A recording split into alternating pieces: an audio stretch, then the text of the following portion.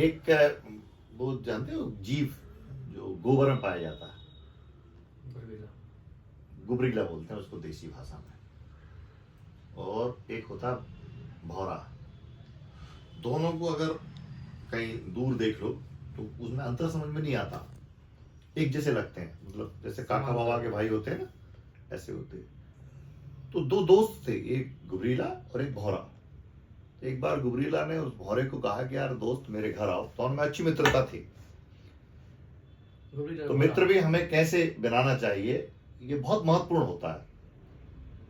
तो गुबरीला ने, जो गोबर का जीव है, उसने भौरे से कहा कि तुम मेरे घर एक दिन निमंत्रण पे आओ यार, भोजन पर आओ।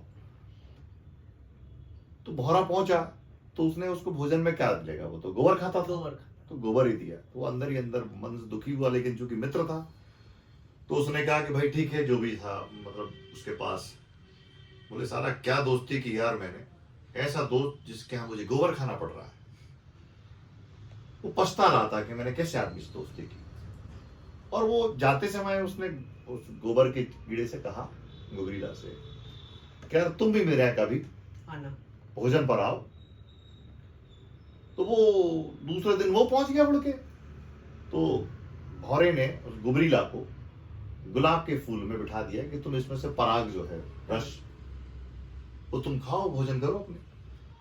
तो वो गोबर का जीव था, वो उसमें बैठा, वो सुगंध उगंध उसको मिली, क्योंकि बदबू का जीव था, और वो सुगंध मिली तो बेहोश हो गए और मस्त हो गया, मतलब उसमें बैठ गया।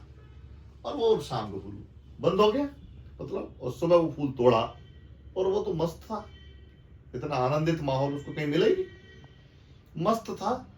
तो सुबह आए पंडित जी, तो उन्होंने उसको तोड़ा, फूल को ले गए मंदिर में चढ़ा दिया। मंदिर में चढ़ाने के बाद दूसरे दिन सब आरती वगैरह की जब होती है शाइन में, तो उस पे वो जो फूल होते हैं उतारे गए। सुबह वो डलिया में डाले और गंगा जी में डाले आए। गंगा जी में डाले तो उसने देखा, अरे हम तो कहाँ आ गए।